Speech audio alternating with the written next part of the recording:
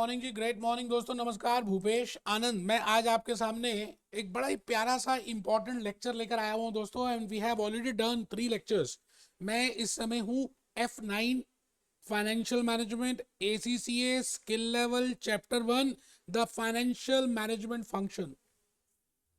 But I am doing financial management function and I will be devoting 8-9 lectures. मैं पूरे chapter का एक एक लर्निंग आउटकम आपको एक्सप्लेन करने की कोशिश करूंगा। आप फर्स्ट चैप्टर को ध्यान देते ही नहीं बेटे। आप अपने एमसीक्यूज देखिए, पास्ट ईयर पेपर्स देखिए। Maximum times they have asked from chapter number 1 and for other 21 chapters because there are total 22। तो बेटे उन सब का बेस तो यही है, क्योंकि बेबी को बेस पसंद है। आप रजिस्टर ओपन करें। Great, good morning. Lecture number 4 मैंने अभी तक 3 लेक्चर्स आपको डिलीवर कर दिए फर्स्ट चैप्टर के। अब ये 4th लेक्चर में डिलीवर करने जा रहा हूं। और बेटा ये 4th लेक्चर जो मैं डिलीवर कर रहा हूं कोविड सिनेरियो के बाद, रशिया वर्सेस यूक्रेन के बाद, इसकी इंपॉर्टेंस काफी सारी आ चुकी है। स्टेक होल्डर्स की बातें हम करेंगे। तो प्लीज आप सभी रजिस्टर्स ओपन करें। बेटे मैं बिल्कुल खड़ा हूं आपके सामने, टाई पहन के बिल्कुल खड़ा होकर पढ़ा रहा हूं। And I am not teaching with help of PPTs और डायरेक्टली उसी स्टडी मिडल कैप्लॉन में मार्क करके नहीं पढ़ा रहा। बेटे आपको क्लासरूम फील आना चाहिए। आप जब तक क्लासरूम फील नहीं करेंगे कैसे मजा आएगा यार। पीपीटी से पढ़ रहे हैं, बुक ही में मार्क करा देते हैं कुछ टीचर्स। क्या यार, ये कोई पढ़ाना हुआ? आइए let's start with the journey. मेरे विचार ये है कि जब आप कोई भी काम करते हैं, एक्शंस एक्शंस जब लेते हैं, व्हेनेवर यू टेक एक्शंस, बेटे एक्शंस का अपना ही बड़ा इंपॉर्टेंट रोल है। Actions place a very very important role. Action speaks louder than words. आप स्किल लेवल में आ गए, F9 में आ गए। बेटा बस जल्दी से स्किल लेवल कंप्लीट करो, प्रोफेशनल के 4 पेपर क्लियर करके मेंबर बन जाओ। यार पेरेंट्स कितने ईयर से आपकी वेट कर रहे हैं। बिग 4 वेट कर रही है, मल्टीनेशनल्स वेट कर रही है कि आप जल्दी से आओ और हमारे साथ वर्क करो। तो आइए इन्हीं अच्छी बातों के साथ I am going to start with lecture number 4 ACCA skill level financial management. मैं भूपेश आनंद। आज के इस लेक्चर में बेटे 2 लर्निंग आउटकम्स मैं आपको पहले थोड़ा सा दिखा दूं। I will be discussing with these 2 learning outcomes today. LOSE, that is LOSE means learning outcome number E, chapter number 1 the financial management function में। सबसे पहले आपको बताना है कि identify what are the stakeholders, who are the stakeholders, what are the different categories of stakeholders. Stakeholders होते क्या है? मैं शेयर होल्डर्स की बात नहीं कर रहा। एक बच्चे को नींद आ रही थी, दूसरा बच्चा लेट के पढ़ रहा था, उसको लगा शायद मैं कह रहा हूं शेयर होल्डर्स। बेटे it is not shareholders, it is stakeholders. क्या बात करेंगे shareholder? Now the point is, in this learning outcome, as a finance manager, you have to see that you have to identify the stakeholders. कि कौन कौन से stake holders हैं and what are their objectives, who are the different parties who are involved under the category of stakeholders and what are their objectives। ये बातों को discuss करेंगे LOSE में। और उनके बीच में लड़ाई और झगड़े, बेटे हम घर में रहते हैं, है ना, हम घर में रहते हैं, जॉइंट फैमिली में रहते हैं। आप ये बताइए, हमारे घर में भी तो झगड़े होते हैं, कई बार हो जाता है conflict. There can be different thought. आपके कुछ विचार होंगे, मेरा कुछ होगा, मम्मी का अलग होगा, पापा का अलग होगा, बड़े पापा का अलग होगा, छोटी दीदी का अलग होगा। There can be so whenever we live together it is bound that we have some conflicts। तो मैं यहाँ पर conflicts की बातें भी करूंगा। लर्निंग आउटकम F, बेटे क्योंकि E और F ना कंबाइंड है, दे आर इंटीग्रेटेड, इसलिए मुझे दोनों साथ साथ ही कराने पड़ेंगे। तो LOSF में है what are the conflicts, how, क्या लड़ाई झगड़े के कारण हो सकते हैं, what are the reasons, you know। So discuss the possible conflict between the stakeholders objectives। I can have a different objective, you can also have a different objective and we can have a conflict in between that। shareholders का कुछ और objective होता है because they are taking risk। Management CEO it has a different objective। बेटे directors का, non executive directors का, they are the agents, वो principal हैं। तो there bound to be a difference of thoughts, there bound to be difference in the objectives. They have the long term objectives, principal, stakeholders, shareholders and these other parties they may have a short term objective. तो conflicts की बातें करेंगे। मैं आपके सामने 3 lectures इन दोनों learning outcomes में devote करूंगा। एक तो आज का लेक्चर नंबर 4 है ना, ये तो इंट्रो लेक्चर है कि भाई स्टेक होल्डर है क्या। तो लेक्चर नंबर 4 में मैंने आपको बताया आई will be doing learning outcome E and F। ठीक है जी। थोड़ा सा मैं आपको आज प्रोफेसर कैंडी की बातें बताऊंगा, थोड़ी सी दो स्कूल्स ऑफ थॉट्स की बातें बताऊंगा। लेक्चर 5 में basically I will be telling you what is the meaning of stakeholder. बेटे ऐसी ऐसी पीपीटीज, ऐसी ऐसी बातें, ऐसे ऐसे लॉजिक्स, ऐसे ऐसे एग्जांपल्स रिलायंस केस स्टडी के बताए हैं कि आपको बड़ा अच्छा लगेगा जब आप स्टेक होल्डर्स की बातें देखेंगे। And lecture number 6 purely I have devoted on conflicts because it is very important for examination. F9 ACCA के लिए बड़ा इंपॉर्टेंट है कि कॉन्फ्लिक्ट्स क्या हैं। As a finance manager whenever you want to see, तो यू हैव टू सी कि भाई वो कॉन्फ्लिक्ट्स आ क्यों रहे हैं and how to manage it, and how to manage it. तो आइए जी मैं अपने जूस नोट्स की तरफ लेके चलूं अगर आपको, तो जूस नोट्स में आप just have a look on this, these are the you know we have already covered this. So मैं थोड़ा सा रब कर दूं जिससे कि आपको आज का समझ आ जाए कि मैं आज क्या बताने वाला हूं। ठीक है जी, ये देखिए मैंने रब ही कर दिया। सर आपने रब कर दिया? हाँ, आप में से कुछ बच्चों ने इसका अभी तक हार्ड कॉपी नहीं निकलवाया हुआ, प्लीज आप get it hard copy also. हम तो सॉफ्ट दे रहे हैं, आप इसका हार्ड कॉपी निकलवाएं। ये देखिए जी, ये ई, दिस इज ई, ये वाला बेटा, ये देखो ना, ये जो ई है identify stakeholders objectives and possible conflicts, और इसके बाद बी एफ है discuss the possible conflict between stakeholder objectives.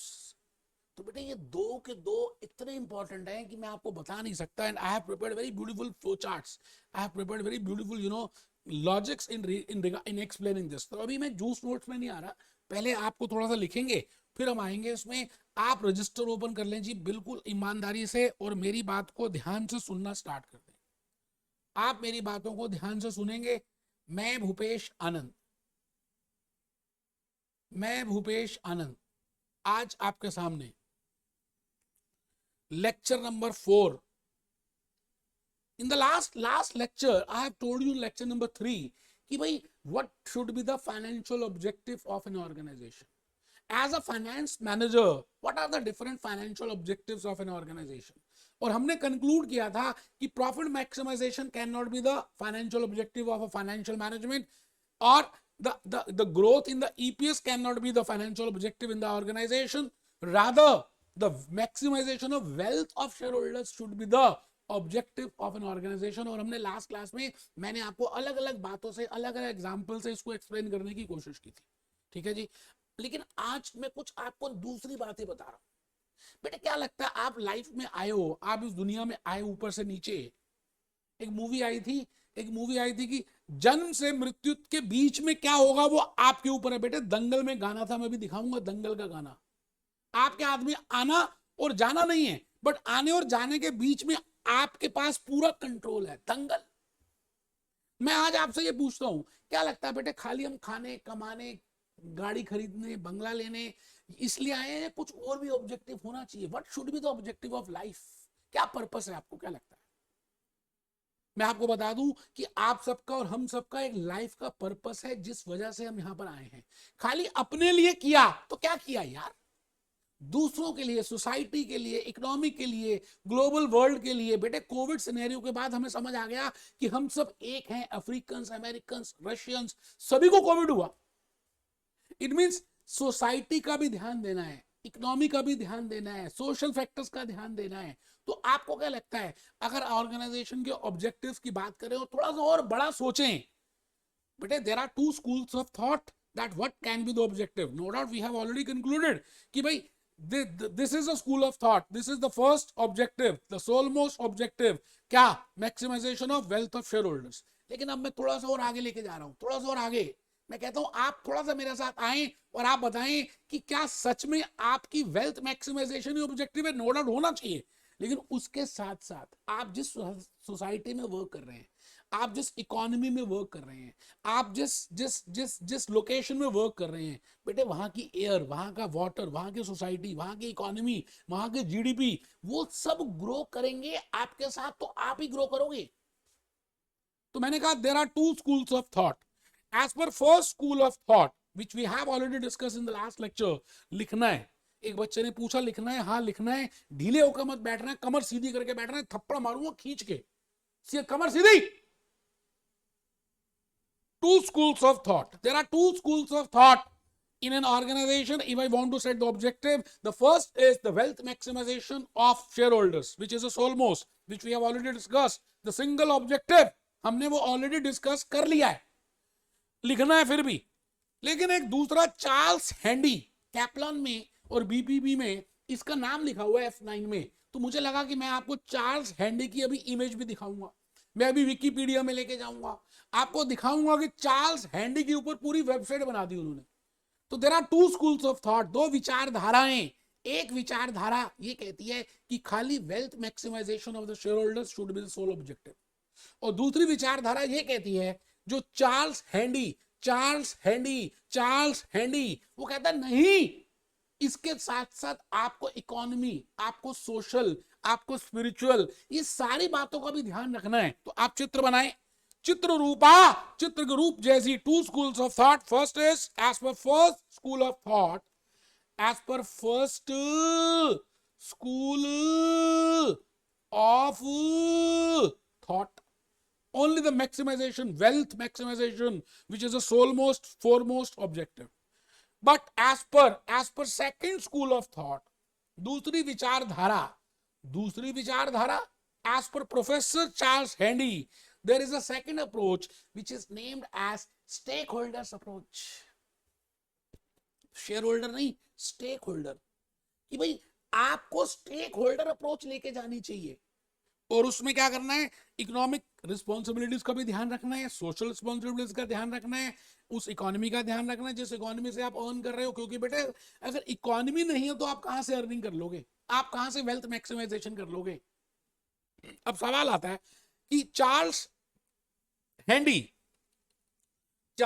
Handy दिखने में कैसा था। मैं बिल्कुल बताऊंगा बेटे, चार्ल्स हैंडी दिखने में कैसा था। मैं आ गया जी कहां पर, विकिपीडिया में। ये देखो विकिपीडिया ने अलग से इसकी एक अलग से साइट ही बना दी, चार्ल्स हैंडी, जो चार्ल्स हैंडी स्टेक होल्डर्स की बातें करता है। क्योंकि इसके कंसेप्ट के बाद दुनिया में हलचल मच गई। स्टेक होल्डर्स एक नया कंसेप्ट आ गया जो आपने F1 में नॉलेज लेवल में पढ़ा। बेटा ये देखो चार्ल्स हैंडी इस तरह से दिख रहा है, दिखने में होगा मरमरा गया होगा, हमें क्या लेना। लेकिन चार्ल्स हैंडी ने बड़ी सारी बातें बताई। आयरिश था, उसके एक्टिव ईयर्स 1956 टू प्रेजेंट, अभी मरा नहीं है इसका मतलब, ठीक है सही, आयरलैंड से था। और उसने बताया कि लोगों को कि क्या क्या होना चाहिए। ये इस ऑर्गेनाइजेशन में काम करता था, शैमरॉक में, और उसने यहां पर कंसेप्ट स्टार्ट किया स्टेक होल्डर्स का। और स्टेक होल्डर्स में उसने बताना शुरू किया कि who are the persons who are the stakeholders, what is the value of happiness. मैंने लास्ट लेक्चर में बताया था आपको, एज ए ACCA आप हैप्पी रहना चाहते हैं, पैसे कमाना अलग बात है, रिकॉग्निशन तो होगी, लेकिन लास्ट ऑब्जेक्टिव कुतुब मीनार है, that you want to become happy. So if you want to become happy, you should work on the second school of thought, that is stakeholders school of thought. तो आइए मैं stake holders की thought में आ रहा हूं, और थोड़ा सा लिखना है, हल्का सा, ज्यादा कुछ नहीं है जी, ज्यादा कुछ नहीं है। अभी स्टेक होल्डर्स मैंने नहीं बताया क्या है, तो वो नेक्स्ट लेक्चर नंबर 5 में मैंने प्योरली डिवोट किया है what is the meaning of stakeholders, ठीक है जी। फिर लेक्चर नंबर 6 में मैंने प्योरली डिवोट किया है what are the conflicts in the stakeholders, आपके एग्जामिनेशन के लिए मोस्ट इंपॉर्टेंट है। तो नेक्स्ट पॉइंट, सेकंड पॉइंट आप लिख लें, stakeholders conflict, that will be covered in lecture number 6 and this will be covered in lecture number 5, what is the meaning of stakeholders, this is lecture number 4। और एक last में फिर हम discuss करेंगे क्या, एजेंसी थ्योरी। बेटे आपने ये पहले नॉलेज लेवल में किया हुआ है F1 में, business organisation, business and technology, कि as a shareholder you can not directly work, you can not directly transact with the outside world, with the third party. आपने रिस्क लिया, आपने directors को, अपने एजेंट्स को, अपने managers को appoint किया, you are a principal.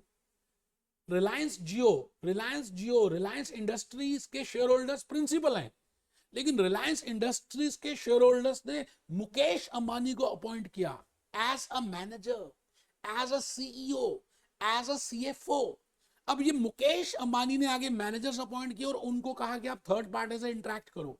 It means there are 3 parties, आप देख रहे हैं, एक है प्रिंसिपल, वो the real investors of that company, वो the shareholders, common stockholders. एक है उन्होंने जो मैनेजर्स अपॉइंट किए, उन्होंने एम्प्लॉय किए, managers, CEOs, directors, non executives. और एक है थर्ड पार्टी से इंटरेक्ट करना। अब होगा क्या कि प्रिंसिपल्स जो हैं उनका ऑब्जेक्टिव कुछ और हो सकता है, which we have discussed in the last, we will be discussing in lecture number 5, stakeholders conflict। Agents का कुछ और ऑब्जेक्टिव हो सकता है, डायरेक्टर्स का कुछ और ऑब्जेक्टिव हो सकता है. Due to that there are so many financial scams. Enron की बात करें, लेमन ब्रदर्स की बात करें, बेटे ह्यूज स्कैम्स होने स्टार्ट हो गए. And because these parties, these managers, they will interact with the third party. So the point is there has to be a different objective. तो मैंने बड़ा प्यारा सा एक ब्यूटीफुल चार्ट प्रिपेयर किया है. मैंने कहा जी ये लोग तो होते हैं प्रिंसिपल शेयर होल्डर्स. प्रिंसिपल कह दें, शेयर होल्डर्स कह दें. They are the real investors. They are the risk takers. They have taken the risk. इन्होंने रिस्क को टेक किया है. और फिर उन्होंने क्या किया, इंप्लॉय किया किसको, मुकेश अंबानी को. रिलायंस इंडस्ट्रीज ने अपने एमडीज को अपॉइंट किया, एजेंट्स को अपॉइंट किया, डायरेक्टर्स को अपॉइंट किया, मैनेजर्स को अपॉइंट किया कि भैया आप इस कंपनी का कार्यभार संभालो. ठीक है जी. और इन्होंने ट्रांजैक्शंस किससे की, थर्ड पार्टी से, सप्लायर से, इंप्लॉइज से, कस्टमर से, पब्लिक से, गवर्नमेंट से. So the point is there are three parties involved. First are the real investors. Second are the agents who are the agents of that. Now there has to be a difference in the principal thoughts and agent thought, which is named as agency theory और agency conflict. बड़ा प्यारा मैंने lecture number 5 में explain किया है. आप उसको देखेंगे तो आपको बड़ा अच्छा लगेगा. आई थिंक आप ये चार्ट प्रिपेयर कर लें बेटे. एजेंसी थ्योरी का मैं टाइम दे रहा हूँ. सब बनाए बेटे. कहते हैं जब हम हाथ से बनाते हैं ना तो दोस्ती हो जाती है, जान पहचान हो जाती है, हमें अच्छा लगता है यार. लिखो लिखो बेटा. प्रिंसिपल मैंने 3-4 लोग बनाए, आप भी बनाओ. नो डाउट एमसीक्यू पेपर है, मुझे मालूम है, बट द पॉइंट इज आप जो कह रहा हूं वो करो. मुझे खून दे दो, मैं आजादी दे दूंगा. And then these shareholders will appoint agents, directors and managers and they will interact with the third party. I think the whole picture is clear to you. आपको सब बातें समझ आ रही हैं. तो लेक्चर 5 में आप बिल्कुल रेडी हो जाएं. स्टेक होल्डर्स का मीनिंग सीखने जा रहे हैं. लेकिन एक मैंने आपके लिए गाना बेटे रखा हुआ है. आइए आइए देखते हैं उस गाने को. मैंने बड़ा प्यारा सा एक गाना आपके लिए रखा है. आपने बताना मूवी कौन सी है. ठीक है जी, मूवी बताना बेटे. आखिरी बॉल है और आपने मुझे मूवी बतानी है. आपका आखिरी पेपर है स्किल लेवल का, F9 स्किल लेवल. कितना ध्यान देना है जरा देखिए. हमका दौड़ लेना ही होगा. ये क्या कह रहा है आमिर खान उसको. ये आखिरी बॉल है, आखिरी पेपर है स्किल लेवल का. कर दे, रन ले ले बिगवा, भाग. अब खेल की आखिरी वीकेंड बची है, समझा तू. लेना ही होगा हमका दौड़. लेना ही होगा, करना ही होगा. फर्स्ट अटेम्प्ट में F9 पास करना ही होगा बेटे. अब स्किल लेवल का लास्ट पेपर है. चल शाबाश शाबाश. Take one in, Yardley, come on.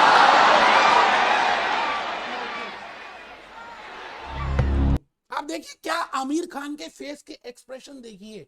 चिंतित है कि इस बार नहीं हुआ तो फिर कब.